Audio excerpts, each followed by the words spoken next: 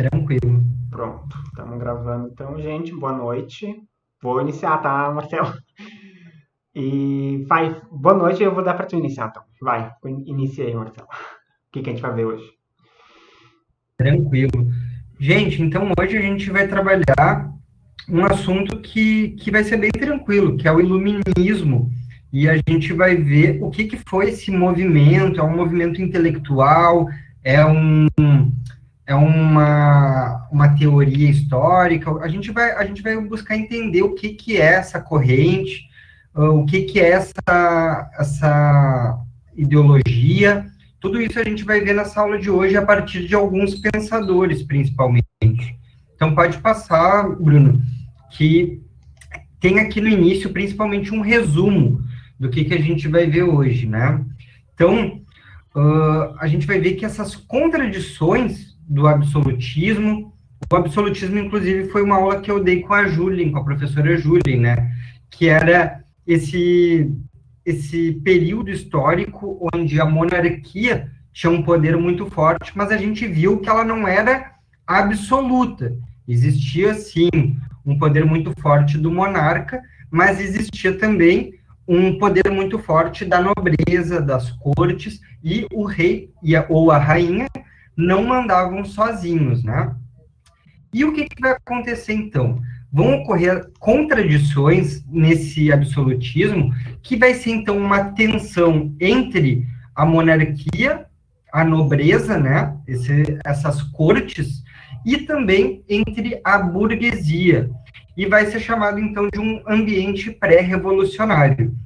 Eu vou lembrar vocês também que, assim, como um resumo muito básico, gente, a gente pode falar assim, iluminismo é filosofia burguesa.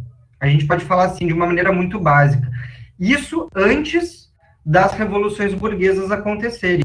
Claro que vocês viram, com o Bruno e com a Julien, que a Revolução Inglesa, ela acontece antes da francesa, ela acontece 150 anos antes da francesa, basicamente. Mas nesse período, a gente vê que a burguesia, a gente está chamando aqui, ela também vai começar a se inserir dentro das cortes, a partir, por exemplo, de cargos que vão ser vendidos nas cortes. Vai ser uma maneira dos burgueses conseguirem entrar nessas cortes, nessas nobrezas, certo? Então, eles vão comprar cargos aristocráticos, cargos nobres, e vão se inserir dentro das cortes. E uma outra coisa muito importante também é a gente entender que quando a gente chama burguesia nessa época, ela é diferente de quando a gente está falando de burguesia hoje, em 2021, tá? Nessa época, a burguesia, ela era uma coisa bem ampla.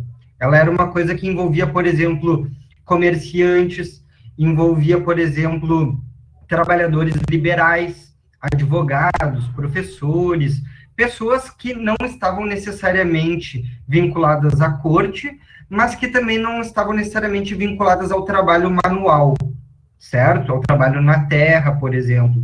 Então, esses trabalhadores chamados de liberais, eles eram aí, nessa época, também chamados de burgueses, ou chamados dentro do grupo da burguesia.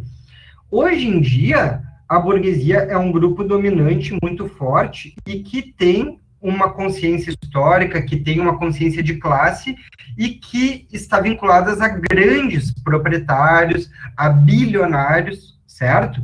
Então, é bem diferente de hoje em dia, quando a gente fala de burguesia.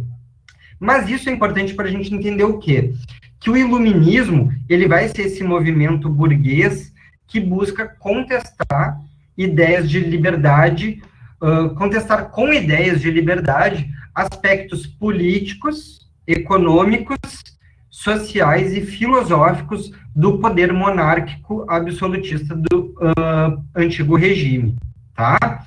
Então, assim, uma outra coisa muito importante que pode confundir é que quando a gente trabalha uma história muito esquemática, a gente pode falar assim, tá, o iluminismo ele é uma filosofia burguesa e só os burgueses tinham essa maneira de se compreender a história. Mas, na verdade, o iluminismo ele era presente dentro das cortes, ele era presente dentro das nobrezas também. A gente vai ver alguns filósofos que eram nobres, mas que tinham ideias iluministas, queriam reformar o Estado, o antigo regime, sem necessariamente derrubá-lo, tá bom? Então, isso é importante, porque às vezes a gente trabalha de uma maneira esquemática. Iluminismo é a burguesia e os nobres eram contra. Mas é uma coisa um pouco mais complexa, justamente porque aqui a gente está vendo um processo histórico. Então, essas mudanças, elas são lentas, são graduais e muitas vezes complexas. Tá? Tudo certo? Pode passar, então, Bruno, se tá tudo tranquilo para a galera. Alguns antecedentes, gente. Então, aqui a gente vai ver uma galera que entendia muito de tudo. Diferente de hoje em dia, que a gente tem um conhecimento extremamente dividido e a gente entende um pouco de... A gente, às vezes, entende muito de pouca coisa. Conhecimento extremamente engavetado, daí a gente estuda numa graduação, faz mestrado sobre uma coisa, faz um doutorado sobre o dedão direito do Dom Pedro II, e daí faz um pós-doutorado sobre a unha encravada dele. Nessa época, a galera entendia muito de tudo. Por exemplo, o Descartes. O Descartes, ele vai ser importante para a filosofia, ele vai ser importante para a matemática, ele vai ser importante para diversas áreas do conhecimento. E todos esses caras que a gente vai ver são, porque eles tinham um conhecimento muito amplo e muito unificado. Não existia essa divisão como hoje em dia, tá? Então, o Descartes, ele vai ser um precursor de uma coisa que está sendo muito negada hoje em dia, está sendo muito vilipendiado hoje em dia, que é o conhecimento científico. O conhecimento científico, nessa época, ele é diferente de hoje em dia também, mas ele começa nessa época a partir de algumas questões importantes, como, por exemplo, a questão da dúvida, a questão do racionalismo, a questão da experimentação das coisas. Isso vai ser muito importante nesse primeiro momento das ciências, certo?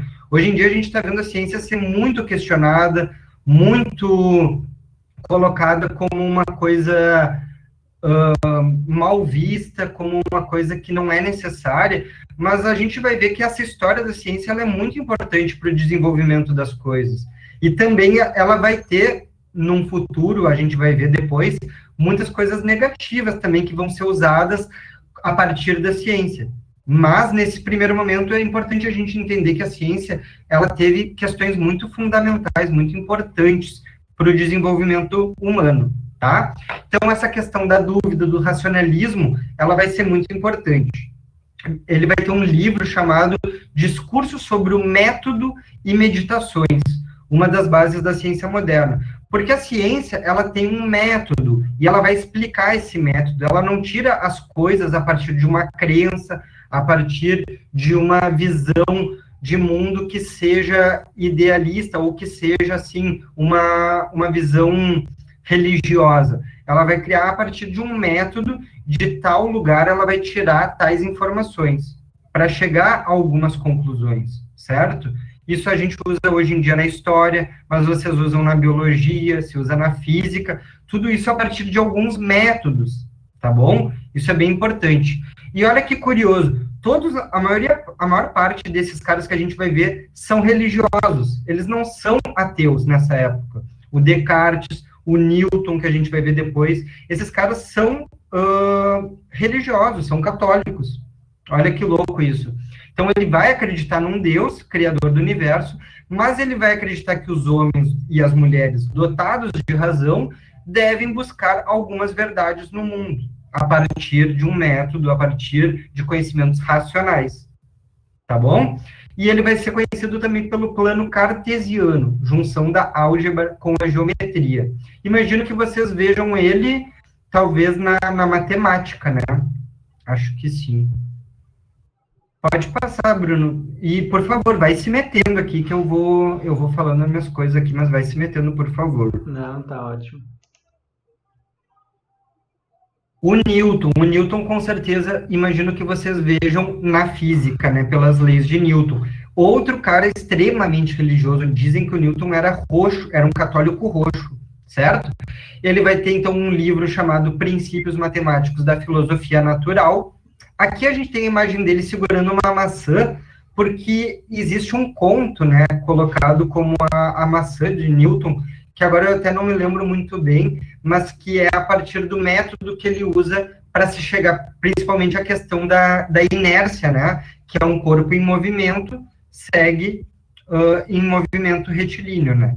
Então, ele vai acreditar numa interferência divina do universo, olha só, os pais da ciência, mas eles vão acreditar numa interferência divina do universo e demonstrar, a partir da matemática e da física, alguns métodos, de novo, lembrem essa questão importante, dos métodos de leis universais. Então, não é que eles vão ser ateus, mas eles vão buscar algumas leis na Terra que consigam explicar essas questões vinculadas a movimento, vinculadas à circulação, enfim, diversas questões da física que vão ser muito importantes, certo? A lei da gravidade, ele vai ser uma das grandes questões desse momento, né? Por que um corpo cai quando, por exemplo, tu larga esse objeto no ar, esse objeto cai ao chão. Então, é a lei da gravidade.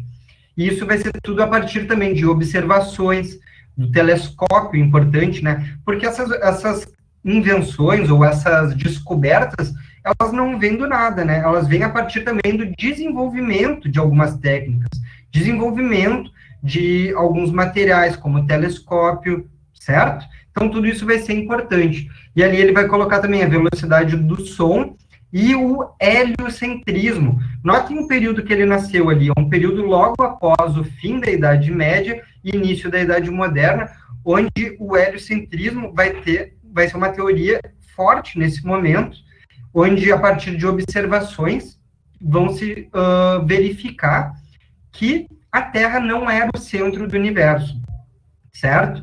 E que, na verdade, ela estava orbitando ao redor do Sol. Eu já falei para vocês que eu e a Júlia damos aula aqui também de ciência, que eles já sabiam nessa época que a Terra não era plana, né? Isso aí já se descobria desde a Grécia Antiga, certo? Mas, nesse momento, eles vão descobrir que a Terra não era o centro do universo, mas que ela orbitava ao redor do Sol. Tá bueno? Pode passar.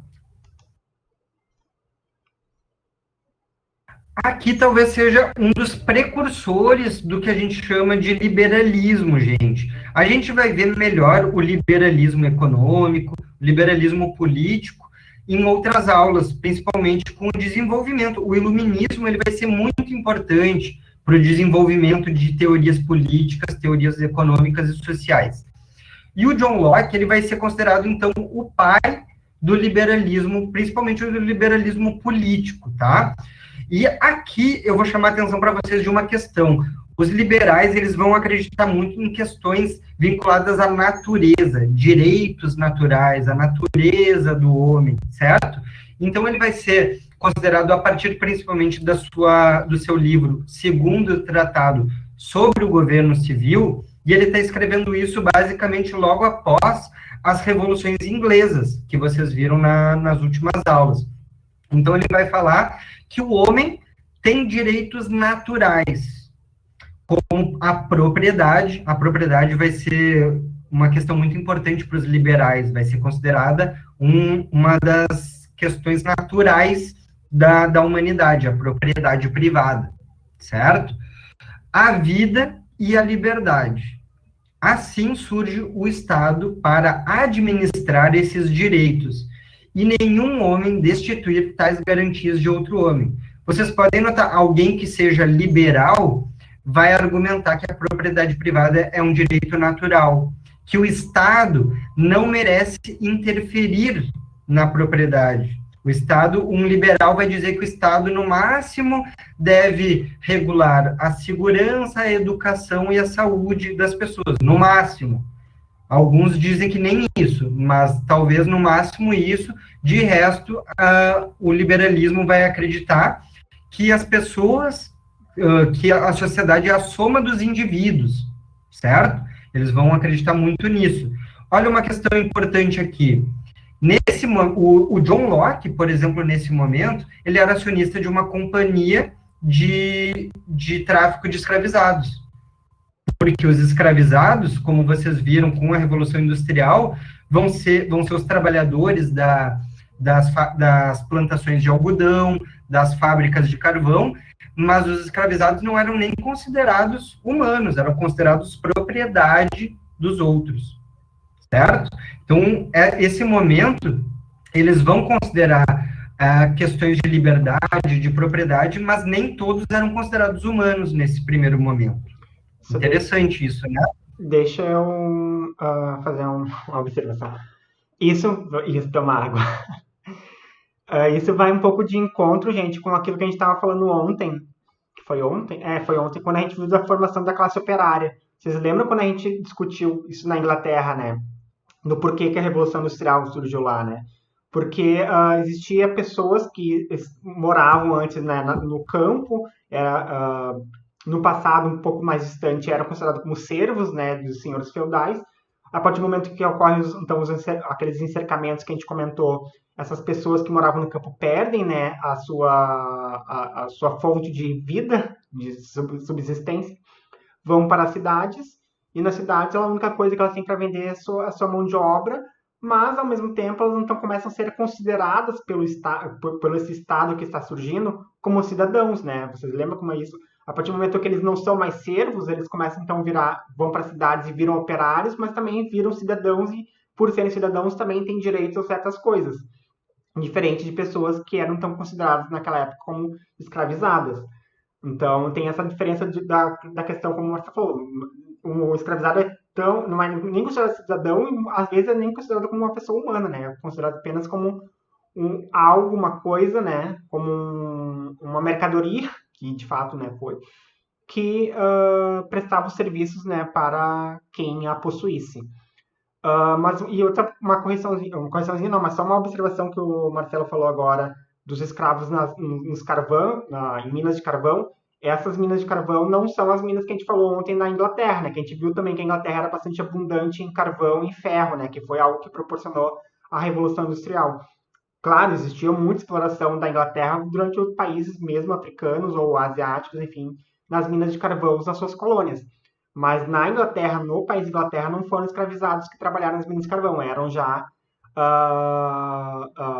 essas pessoas, né, que agora eram cidadãos, né, que formavam uma classe operária, que trabalhavam nessas minas de carvão, né. E a questão da mineração de carvão na Inglaterra é algo que tem história para se falar, história para se contar, desde essa época da Revolução Industrial, século XVIII, até há pouco tempo atrás, né? Não sei se vocês vou fazer propaganda agora daquela série do Netflix, do The Crown, que fala da Elizabeth II. Tem um episódio que fala de um dos... Como eu posso chamar isso? Uma das crises do governo da Inglaterra, meados da década de 60, 70, não lembro agora, que teve uma explosão numa mina... Não, foi uma mina de carvão que explodiu e que... sabe aquela coisa que teve Mariana em Brumadinho de... Barragem? Como é que é? Barragem. Barragem? Despencar barragem. E despencou uma barragem lá de uma mina de carvão na Inglaterra, há poucas décadas atrás, e matou várias pessoas do vilarejo lá, soterrou uma escola, e isso foi bastante... enfim, foi uma questão que gerou bastante burburinhos das questões de administração, né, do Estado por essas pessoas que ali trabalhavam e que ali moravam perto dessas minas, que é algo, né, perigoso. Mas, enfim, só foi uma observação para também a questão que eu quis falar dos escravizados, né? Eles trabalhavam de extração de carvão em outros lugares, mas na Inglaterra, até na Europa, nesse período que a gente está falando aqui, era bem mais raro, né, a posse de escravizados, justamente por essa questão, né, que agora que com o capitalismo, né, eles precisavam de compradores, né, como é que se diz? Do mercado interno, né, consumidores internos, né, e escravizados não eram consumidores, né, eram, como a gente falou antes, não eram nem consideradas as pessoas. Enfim, é isso que eu queria comentar só. Pode passar, eu acho. Então, até aqui tudo tranquilo, pessoal. Vocês estão percebendo como eles eram bonitos? Olha como o John Locke era bonito, o Voltaire. Gente, Voltaire, então. Olha que interessante também, a gente está olhando aqui, por exemplo, basicamente, agora acho que vai vir cada vez mais os franceses, mas a gente está olhando franceses e ingleses, né? E isso não quer dizer que o iluminismo, ele se manteve só nesses dois lugares. Eu estava, inclusive, lendo um livro aqui que falava do iluminismo em Portugal, mas é também, o que acontece? A França, nessa época, era como se fosse o grande país nesse momento, a grande nação nesse momento, e o francês ele era utilizado como a língua internacional, como o inglês é hoje. Então, o francês e o iluminismo francês, ele é o grande exemplo de iluminismo da Europa nesse momento, certo? Então, o Voltaire, ele vai fazer uma crítica à igreja, porém também não vai negar a existência de Deus. Vai acreditar numa liberdade civil, na liberdade religiosa e no livre comércio. Então, notem, o iluminismo, ele vai ser principalmente uma teoria de racionalização da vida pública, certo? Não necessariamente da vida privada, onde cada um mantém a sua crença, mas principalmente da vida pública, de como administrar a vida pública, de como as pessoas devem ser cidadãos e não mais súditos, porque na Idade Moderna as pessoas eram muito súditas de um rei ou de uma rainha, e isso quer dizer que a vida era muito centrada em torno da monarquia. Então, a monarquia tinha um teatro onde as pessoas acabavam se assistindo às passagens, à vida na corte, né? E conforme o iluminismo e conforme a burguesia e as revoluções burguesas avançam, cada vez mais se torna uma noção de cidadãos mesmo, uma noção de cidadania. E isso vai ser bem importante.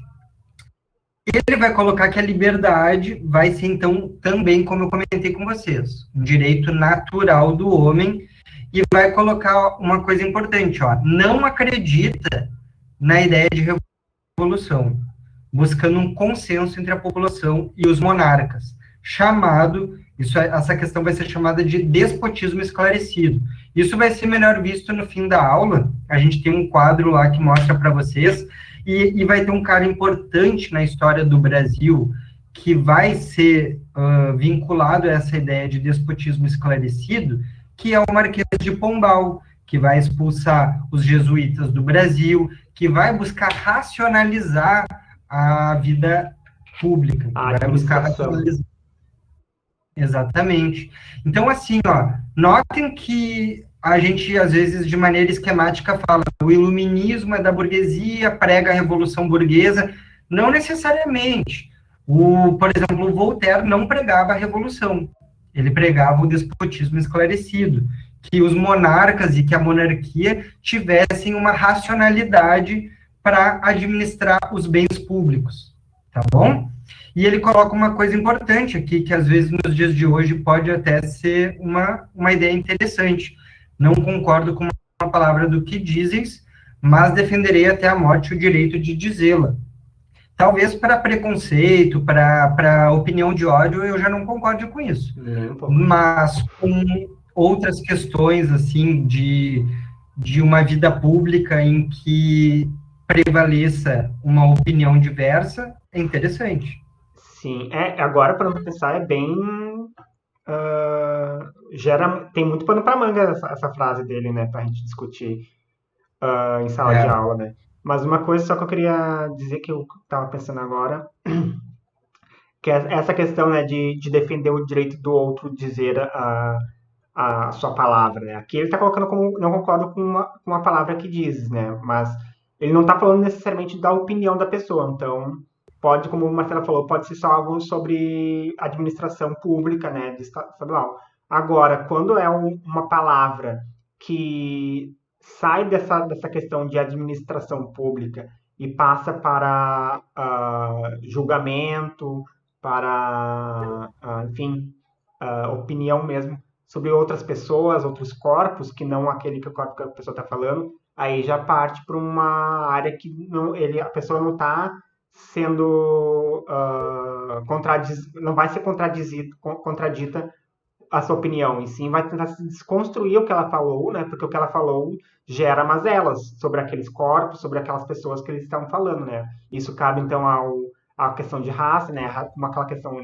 Imagina se uma pessoa dizer que falar uma fala racista, vamos defender o direito dela a falar só porque ela é uma pessoa, só porque a gente acredita que a liberdade é um direito natural do homem, não é muito por aí, né? A liberdade é aquela coisa, a liberdade vai até onde começa a liberdade do outro, né? Então, a partir do momento que a pessoa falar uma fala racista, ela não tem a liberdade de falar isso, porque a fala dela está ceifando a liberdade, a vida de outras pessoas, né? Então, é tudo uma questão que precisa muita filosofia, muita debate para poder chegar no acordo de que essa frase dele pode ser usada nos dias de hoje. Mas uma coisa também que está numa dos exercícios, essa noção que a gente está falando agora aqui de racismo, da desigualdade social, essas coisas, isso tudo não era pensado nesses anos aqui, né, em 1778, né? A palavra racismo não existia nesse momento, né? Até porque era algo normal, natural, a supremacia branca, né? Então, eles nem ligavam. Inclusive, no ano passado perguntaram, né, como é que ficava as questões dos iluministas sobre a escravidão. Acho que só o Rousseau que chegou a comentar sobre a escravidão. Os outros iluministas, alguns nem cogitavam, só escreviam as suas teorias, as suas ideias, considerando o contexto europeu, principalmente o contexto francês e o contexto inglês, britânico. Esses eram os contextos que eles conheciam. Eles até podiam conhecer os contextos, as realidades de outras localidades fora do país deles ou mesmo fora da Europa. Mas não era a intenção deles, eles nem tinham a mentalidade de poder pensar nesse quesito de desigualdade social, como a gente está falando agora aqui, como a gente está falando de racismo ou coisas semelhantes. Enfim, já desvirtuei demais.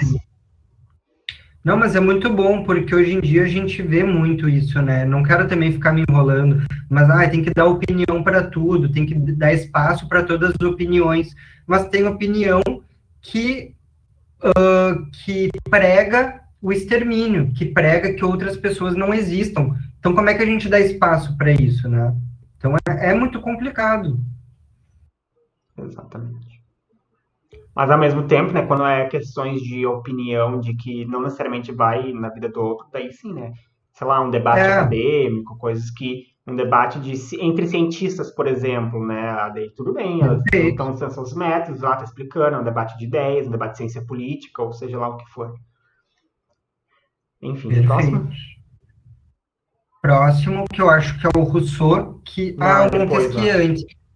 Olha só, gente, o Montesquieu é barão. O que é barão? Barão é nobre. Então, notem que o iluminismo não é só de burguês, é também de parte da nobreza. E o Montesquieu ele vai ser importante pela obra dele, escrita O Espírito das Leis, que vai pregar, que vai desenvolver a ideia da divisão dos três poderes. Eu acho que vai ter uma aula sobre isso, não vai, Bruno? Semana que vem, eu e a Manuela, a professora Manuela, a gente vai dar uma aula que vai conversar com vocês, explicando melhor o que é essa divisão dos três poderes, né, executivo, legislativo e judiciário, que é o sistema que os países republicanos usam hoje, né, Brasil, enfim, outros países. E a questão também, né, da Constituição, que é como no parágrafo ali, dizendo, né, que o Montesquieu também que vai criar esse objeto, essa coisa que é a Constituição, que é um conjunto, né, de leis porque se faz necessário, né, antes nesse momento não existia muito a escrita, né, não era tão fácil, então se faz necessário nesse momento se criar um conjunto, uma coisa que vai juntar todas as leis e a partir daquela coisa, daquela Constituição que se governará, né, a sociedade, porque ali está marcado o que cada um tem que fazer, o que cada um tem direito, o que cada um não tem direito, né? Enfim. Exato. Então, é isso. E vai ser muito revolucionário, vai ser realmente muito um divisor de águas, porque nesse momento a gente tem o que é chamado ainda de antigo regime, de absolutismo, e a divisão dos três poderes vai buscar fazer com que cada poder fiscalize o outro, certo? Então, isso vai ser muito importante para que não ocorra um despotismo, para que não ocorra uma autocracia, uma ditadura. Então, essa questão dos três poderes em harmonia vai ser realmente muito importante para o desenvolvimento da política contemporânea. Então, goste ou não goste, realmente vai ser muito importante, tanto Montesquieu como essa obra dele, porque vai ser um divisor de águas mesmo na democracia contemporânea. Então, hoje em dia é muito utilizado, e na aula seguinte vocês vão ver o desenvolvimento dessas questões, até porque às vezes a galera fica muito, não entendo muito bem o que é o Senado, o que é a Câmara de Vereadores, a Câmara de Deputados. Então, venham na aula que vem, porque vai ser bem importante isso. A aula é justamente isso. A gente traz, ano passado a gente trouxe, ano passado a gente estava passando nesse mês de junho por umas questões, ano passado, que era o STF contra o Bolsonaro, né? Eram outras brigas, mas hoje em dia eles ainda continuam brigando. Só que hoje a gente vai até atualizar o PowerPoint e trazer outras questões que se desenvolveram ao longo daquela aula do ano passado até a aula de semana que vem, né? Que também envolve o executivo, né? Que é representado pela figura do Bolsonaro, e o STF, né? O Supremo Tribunal Federal, que é representado, né? Que representa a parte ali, o último é o judiciário, né? O poder judiciário. Enfim, mas semana que vem a gente conversaremos melhor. Venham na nossa aula. Exato, é muito bom. Até porque, por exemplo, na história do Brasil Império, a gente tem a questão do poder moderador, e que muitas vezes as pessoas não entendem o que é, então é bem importante. Mas é isso. E ele vai ter uma frase também, que é: todo homem tem o poder, é tentado a abusar dele, de maneira que é preciso que, pela disposição das coisas, o poder freie o poder. Certo? Então, essa é a questão dos três poderes. E aqui está, talvez, o cara mais radical do iluminismo que a gente vai conhecer. Olha a frase que ele... Não sei se está aqui a frase dele, mas ele... Acho que não está. Mas ele vai falar que... como é que é? Eu não sei exatamente a frase, mas é que o último padre seja... Não, o último rei seja enforcado nas tripas do último padre. Então, é uma questão que envolve um pensamento radical contra a igreja e contra a monarquia, certo? Ele vai rejeitar a propriedade privada, os homens eram livres e nascem todos iguais, estipulando suas próprias leis. Olha que radical esse pensamento para esse momento, né? Ele acreditava na democracia. E, gente, é importante isso, porque a democracia, nesse momento, ela era muito mal vista.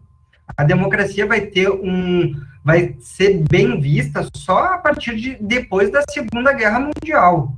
Entre a Primeira e a Segunda Guerra Mundial para frente. Antes disso, a democracia ela era muito mal vista, porque ela era vista como gerar uma grande desordem pelo povo tomando os poderes, certo? Então, nesse momento, a democracia é muito mal vista, e o Rousseau já tem um pensamento mais vinculado à democracia, certo? Entendendo que ela era uma expressão da vontade geral de uma população, de uma nação, tá? E uns dois livros dele mais conhecidos vai ser O Contrato Social e também O Emílio. A frase que tu quis falar é: o homem só será livre quando o último rei for enforcado nas tripas do último padre.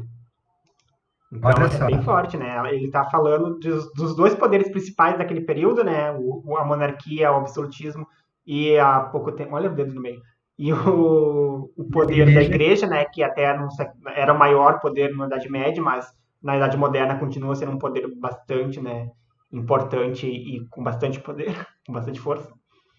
O Rousseau querendo a morte dos dois. Forte essa frase. O homem só será livre o último rei sendo enforcado nas tripas do último padre. Próximo slide. E aqui eu acho que é um dos últimos que eu falo até agora, que vão ser os criadores da enciclopédia, gente, que é uma coisa que eu imagino que vocês não tenham tido muito contato, diferente que eu lembro, quando eu era criança, de ver na casa dos meus avós, grandes livros de enciclopédia, assim, porque o que é a enciclopédia, né? Hoje em dia a gente tem o Wikipédia, tem o Google, e a galera não pega muito, assim, mas a enciclopédia, ela vai ser, então, a reunião dos conteúdos, do conhecimento humano acumulado até então, colocado em livros, colocado em papel. Então, vai ser muito importante pelo desenvolvimento dessas enciclopédias, desses livros onde o conhecimento era colocado. E é melhor circulado, né? Para a circulação do conhecimento. Exato, essas enciclopédias, elas eram assinaturas, por exemplo, onde as pessoas assinavam para receber esses livros em casa, né? E esses dois caras vão ser importantes por desenvolver as primeiras enciclopédias, que é o Denis Diderot e o Jean d'Alembert, certo? Também dois franceses, tá? Uma correção, essa frase que a gente leu agora, o homem só será livre quando o último rei foi enforcado nas tripas do último padre, tá aqui no Google, que não foi o Rousseau, a gente falou errado, ó. Foi o Denis Diderot, esse cara aí que criou a enciclopédia. Mas uma outra frase do Rousseau que tá aparecendo aqui, que é dele, né, que vai nessa linha, né, de revolta, de revolução, quando o povo não tiver nada para comer, quando o povo não tiver mais nada para comer, ele comerá os ricos. Essa é mais ou menos nessa linha. É mesmo. Mais ou menos nessa linha. Bem revoltoso. Certo? Acho que deles é isso, né? Acho que é. Dos carinha iluministas. Dos enciclopedistas. E, gente, até agora vocês sentiram falta de alguma coisa? Deixa eu ver desses caras que a gente está falando do iluminismo. Estão se sentindo representadas. Só o João participando, Laura, Camille.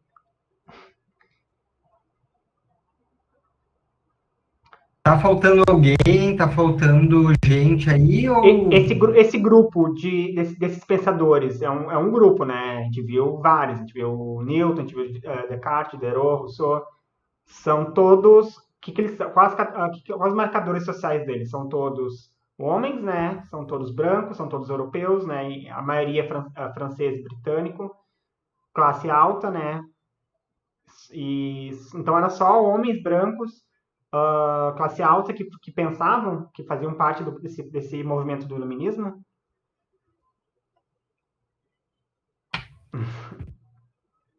Vamos lá. Então. Onde estavam, então, as mulheres, né?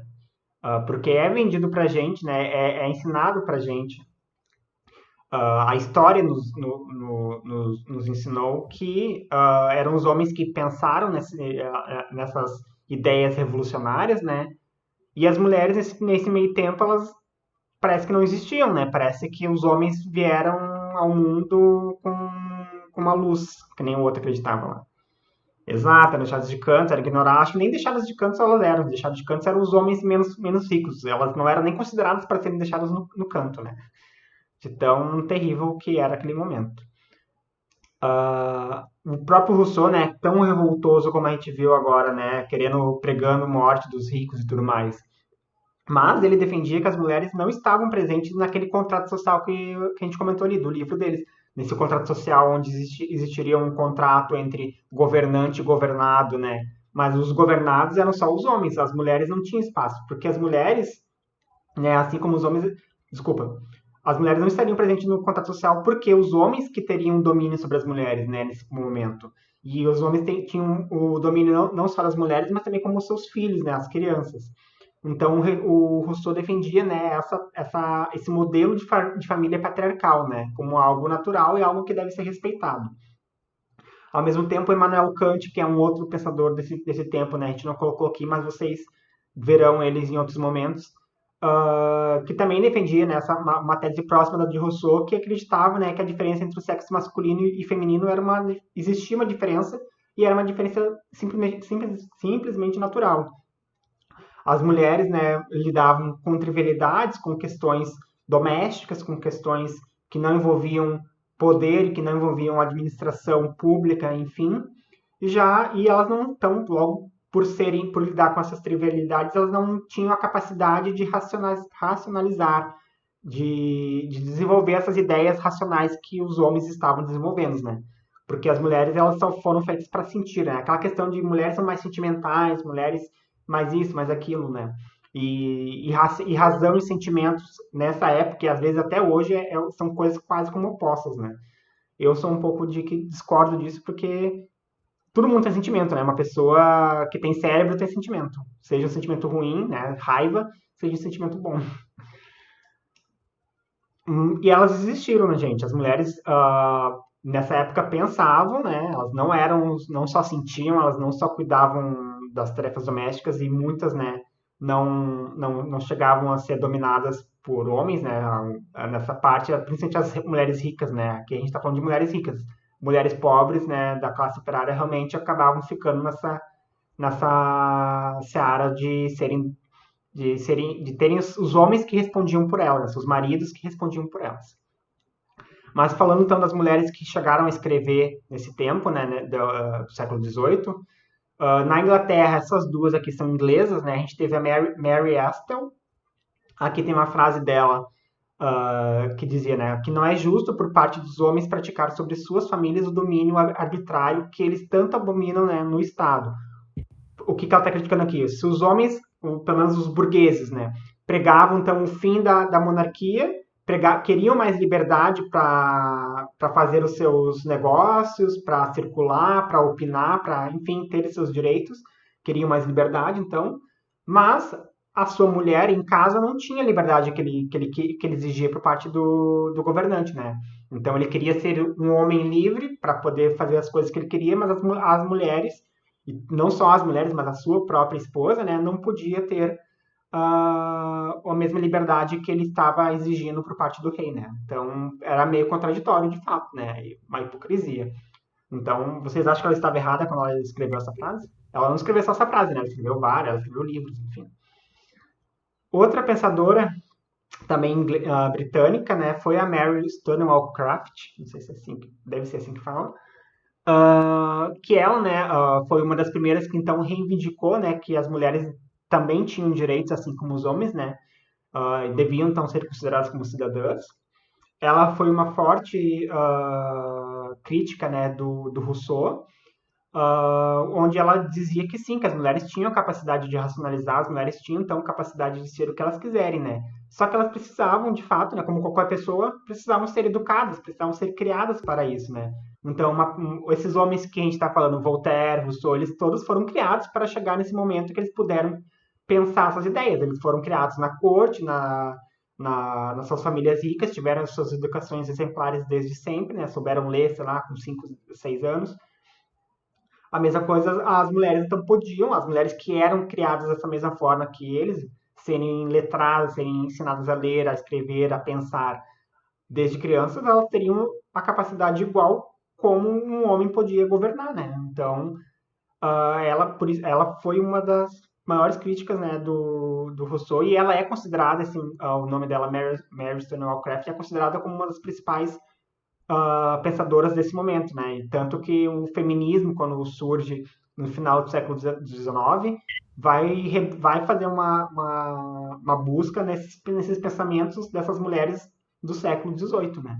Então, ainda hoje, tu vê livros publicados dela, né? Como tu vê do Rousseau lá na biblioteca, tu também consegue ver Mary Stonewall Craft, porque ela se destacou bastante. Já a Mary Astor eu acho mais difícil de se achar, mas existe. Existe. E uma coisa interessante também é que quando eu estudei, gente, pode passar, Bruno, não tem problema, mas quando eu estudei, assim, tanto para o vestibular, mas até na faculdade mesmo, elas eram muito apagadas, não tinha muito conhecimento sobre esse pessoal, assim, Não sabe? tinha. Isso é uma coisa muito recente, a gente resgatar essas mulheres que foram importantes, que tiveram sua importância e foram muito apagadas da história, como diversas outras, né? A gente tenta aqui no curso resgatar essa história para realmente deixar de legado mesmo, não continuar propagando uma história masculina, branca. Então, é um compromisso que a gente tem com vocês aqui também, né? Exatamente. Mas isso que o Marcelo falou, né? Eu saí do ensino médio 10 anos atrás, em 2010. E iluminismo acho que é visto no terceiro ano. Eu não lembro. 10 anos atrás eu acho que eu lembraria, se eu tivesse sido mulher. As cadeiras, quando a gente vê iluminismo na faculdade, né? O Marcelo é mais velhinho que eu na faculdade. 2000, tu deve ter tido teoria 2, não, teoria um acho que veio iluminismo. Acho que é teoria um. E E tu deve ter tido em moderna, 2011, 2012, né? Teoria um. né? E não E viu. moderna também, e não vê, não vê. Eu vi, eu tive, eu, aí já muda uma coisa, ó. Eu tive teoria um com um professor homem em 2017, não vi mulheres iluministas, esses nomes aí eu nunca tinha visto, só fui ver a partir desse contato com os meus colegas que tem esse canal no YouTube, né, Historiar-se, então eu recomendo fortemente, eles sempre trazem vídeos e conteúdos que fogem dessa norma, que é desse padrão branco, de homens brancos, héteros, ricos fazendo história, né? E sim, outras pessoas fizeram e foram importantes para a história. Então, esse canal trabalha bastante com isso. Mas eu não tive na faculdade. Mas como o Marcelo me fez lembrar uma coisa importante. Em Moderna eu tive. Moderna 2, que é a Idade Moderna 2, a cadeira de Idade Moderna 2, que é a cadeira que a gente vai estudar essa parte. Desculpa, Idade Moderna 1. Não, é a 2, é a Idade Moderna 2, que é essa parte que a gente vai estudar esse século XVIII, XIX. Ah, eu tive contato com mulheres, com presença de mulheres nessa época, porque era uma professora mulher. Quem me deu foi a Natália Pietra, Marcelo. Então, quem me deu foi uma mulher que estuda feminismo e que daí ela, por vontade própria, né, não por exigência, colocou as mulheres na sua grade de ensino, né, no seu conteúdo que ela iria ensinar, colocou as mulheres com uma presença marcante. Então, eu tive bastante conteúdos que envolviam mulheres durante a Idade Moderna, sabe? Questão da caça às bruxas, com um olhar sobre a caça às bruxas todo diferente do que o olhar que a gente conhece, né, de que eram mulheres que de fato faziam bruxaria e que não, com essa cadeira eu aprendi que quem era considerado bruxas eram mulheres que sabiam demais, eram mulheres que confrontavam os padres, os homens com mais poder que elas, né, que julgavam, tá, mas por que isso, por que aquilo? Ou mesmo usavam de conhecimentos ancestrais mesmo, né?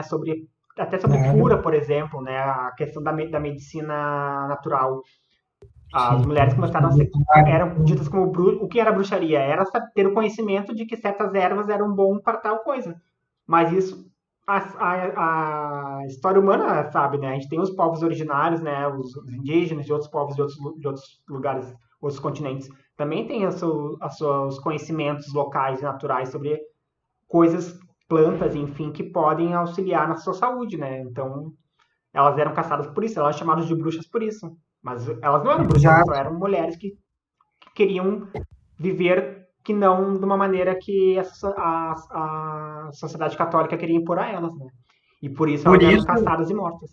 isso, e até por isso é complicado a galera ficar comentando, ai, homem é assim, mulher é assim, desde a pré-história, enfim, mas a galera não estuda a história e não percebe o quanto de violência existiu com mulheres e com outros corpos, enfim, que não sejam padrões, para afirmar uma coisa dessas, que é natural.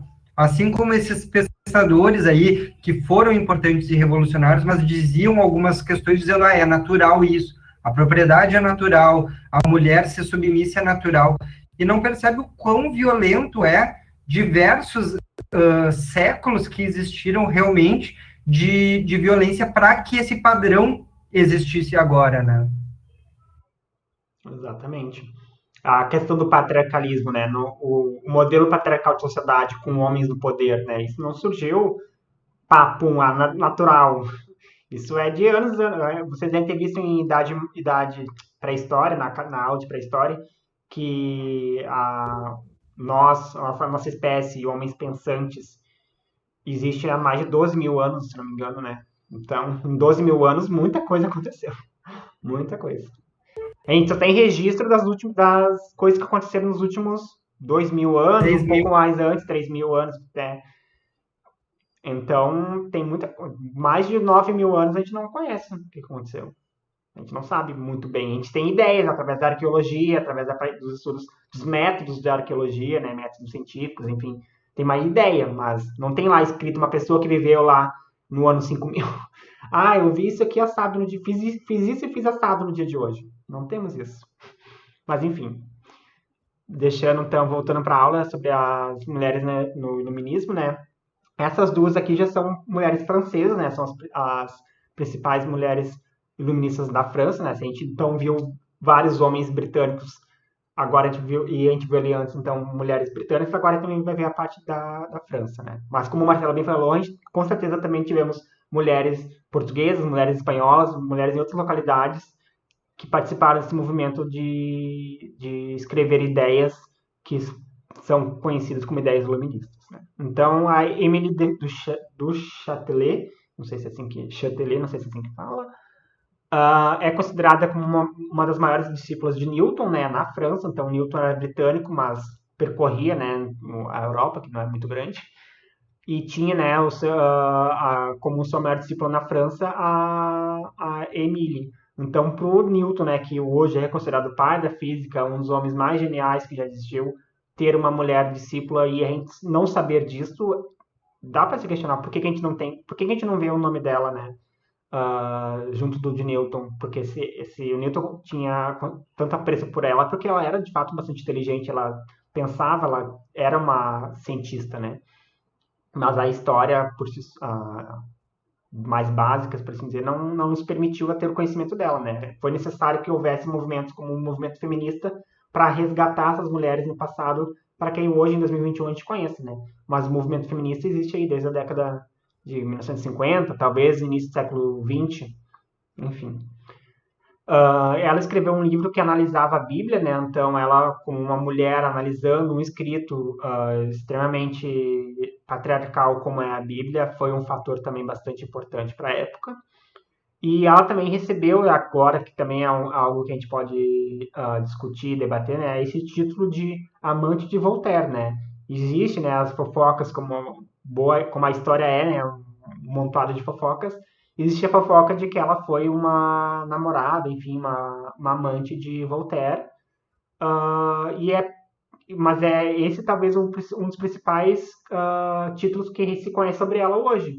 Enquanto o título de maior discípula do Newton, a gente não tem muito conhecimento, sabe? Não se propagou tanto esse conhecimento como se propagou o título de amante de Voltaire. Por quê? Amante, amor, questão sentimental. Mulheres estão mais ligadas a sentimentos. Homens mais ligados à razão, à ciência, né? E uma das maneiras também de, às vezes, apagar um legado de uma mulher ou a relevância dela é colocar ela como parceira de um cara, né? Tá certo que o cara é importante, mas a mulher, ela tem a sua relevância por ela, não necessariamente por ela ser companheira de alguém, né? Exatamente. Por isso que eu sou muito apto dos memes que tem de o marido da Beyoncé. Não. Aí é a mulher do Jay-Z. Aí é a mulher do Jay-Z porque o Jay-Z é brabo também. Os dois são Não, demais. os Os dois dois são são demais, demais. eu sei. E a outra, né, bastante conhecida foi a Olympe de Gouges, que tem essa frase, né? Se a mulher tem o direito de subir ao cadafalso. Cadafalso é um lugar onde a pessoa é enforcada. É onde daí, quando dá o sinal lá, se abre e a pessoa cai para baixo. Aquele palquinho de assassinatos é o que se chama cadafalso. Se a mulher tem direito de ser enforcada, então, ela também, a Olympe falou que então a mulher também tem o direito de subir à tribuna para julgar quem vai ser enforcado. Porque se ela é considerada como humana ao ponto de poder ser julgada por alguém como que seu par, ela então tem direito de julgar outras pessoas também, porque se ela foi julgada.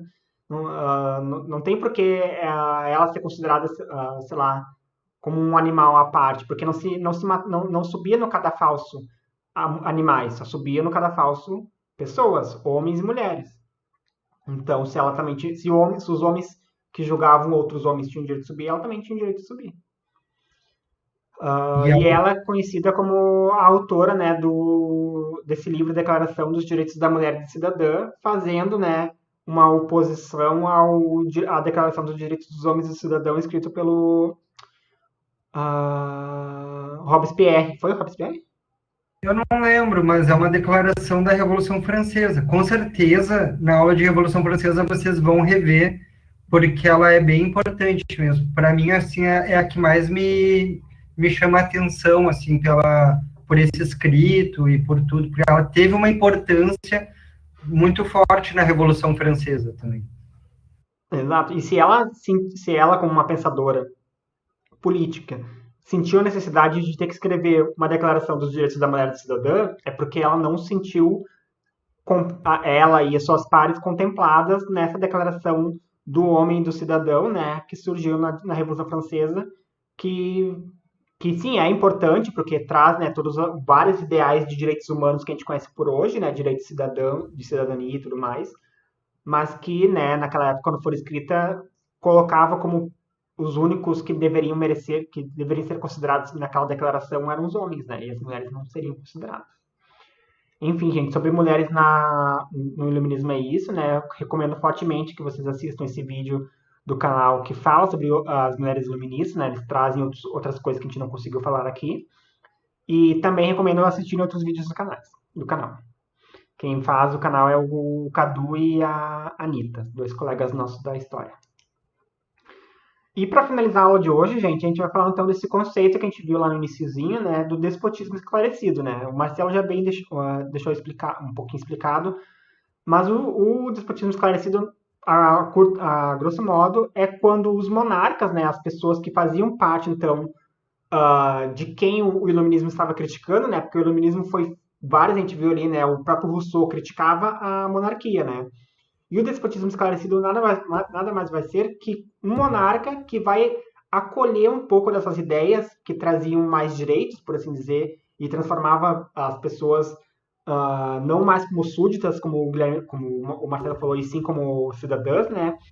Vão ser monarcas que vão absorver um pouco dessas ideias para deixar os ânimos mais calmos, porque a gente também está vendo nesse mesmo período, né, os ânimos bastante à flor da pele, porque na Revolução Inglesa a gente viu o Carlos I sendo morto, né? Vocês lembram que teve a primeira parte da Revolução Inglesa, né, que chamada de, agora esqueci o nome, mas foi morto o rei, né? Foi o primeiro rei que foi morto, em comparação à segunda Revolução Inglesa, né, a Revolução Gloriosa, onde não teve ninguém morto, né?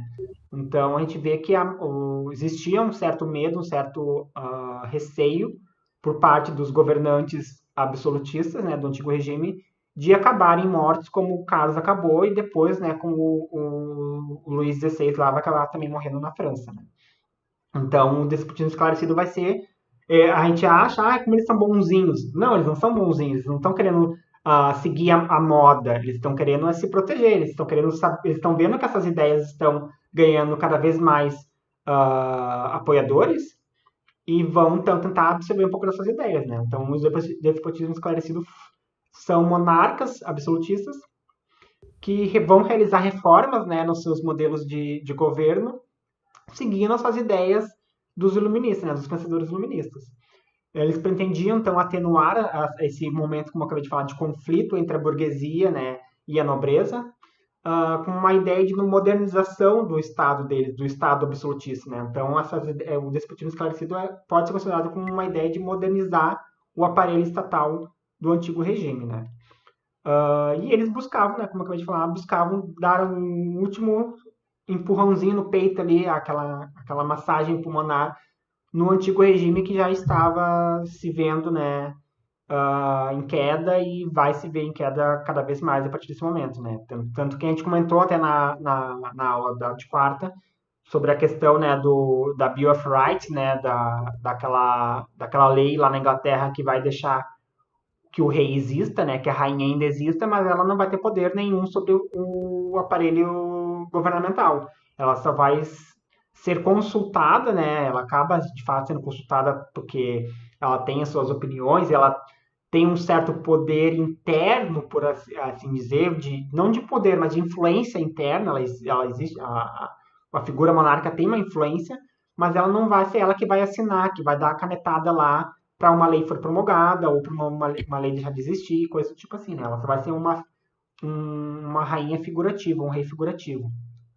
E hoje eu acho que é um dos poucos, né, que existe, né, nesse momento, nesse modelo.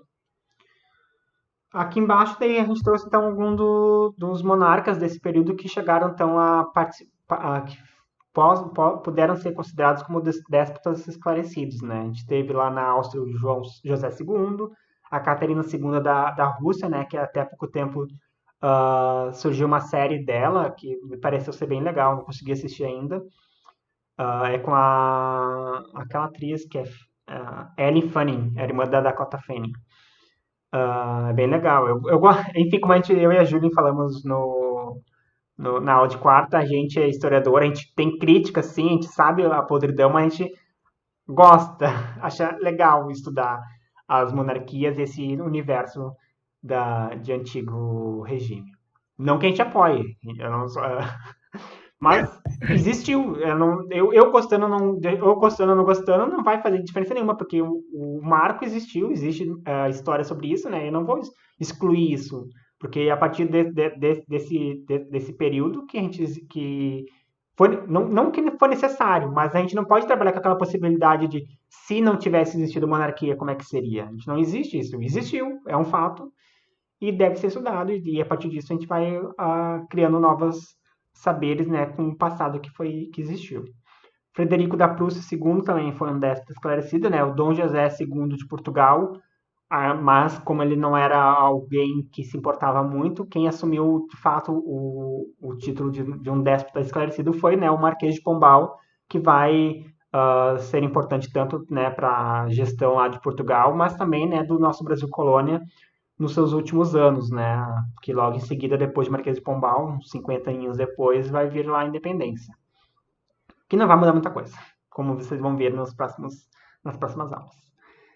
Então é isso, gente. Eu acho que acabamos por hoje. Ó, a gente achou que ia liberar vocês mais cedo, mas já está quase 10 horas. Alguma dúvida, Marcelo? Quer falar alguma coisa? Eu não paro de falar, não deixa eu falar. Não, perfeito. Eu acho que está uma ótima finalização mesmo. O próximo slide é só um quadro mesmo para Um esqueminha. um esquema. Mas é isso. Ó, a gente vê ali no Tranquilo, topo gente? o iluminismo, né? Deixa eu tentar explicar o esquema. O iluminismo ali no topo, né? A partir do iluminismo ele vai necessitar, né, dessa energia, desse combustível que é a razão, e a partir da razão, então, que se vai imaginar e se vai tentar aplicar uma sociedade igualitária, onde todos têm acesso ao ensino gratuito, onde todos têm têm a mesma consideração perante a lei, né? A partir também da razão vai se almejar um governo constitucional, né? Um governo que parta dos três poderes lá do Montesquieu, que a gente vai ver na semana que vem, que parte desse conjunto de leis que é a Constituição, né? E que deve se considerar a soberania popular, né? Quem é soberano é o povo, quem escolhe os seus governantes vai ser o povo, né? E isso a gente vai ver melhor semana que vem. E através também do iluminismo, e considerando a razão, né, e aqui daí já entra algumas poréns, discordâncias e debates, da economia liberal, né, onde existiria uma liberdade econômica, existiria uma livre concorrência e se imagina que existiria uma lei da oferta e da procura, né, mas isso tudo a gente vai ver que vai começar a ser mais criticado, essa parte verdinha aqui do esquema, vai ser mais criticada a partir do século XIX, né, quando surgem outras correntes que pensam mais esse lado econômico, né, de direitos econômicos e de administração econômica, né, quando ao mesmo tempo que vão surgir mais ideias que seguem essa questão da economia liberal, né, como o próprio Adam Smith e outros, também vão surgir sujeitos, vai ter sujeitos que vão criticar esse modelo de se pensar a economia, como a gente vai ver com Marx, com Engels e com outros também, a partir do século XIX, que vão daí pregar um modelo que a economia não prega a propriedade privada para alguns, e sim para todos. É isso, gente. Fala, Marcelo. Não, tá ótimo, perfeito essa finalização. Da minha parte é isso. Da minha parte também. Certo, João? Já falou que tá tudo. Laura, Camille. Beleza? Tem exercício no fim dos slides para vocês fazerem. Uhum. Qualquer dúvida, nos chamem. Certo? Baixem o o slide lá na planilha, no cronograma de vocês e tentem daí. Se tiverem dúvidas nos exercícios, né? O gabarito está no finalzinho lá no final, na última página está o gabarito, mas se tiverem dúvidas quanto às perguntas e às respostas, pode nos procurar no WhatsApp, sem problema nenhum. Beijo, gente. Boa noite, bom fim de semana. Descansem. Bom fim de... Até mais. Se cuidem. Bom fim de. Tchau, Marcelo. Tchau, Bruno. Beijo. Beijo, até mais. Até. Valeu.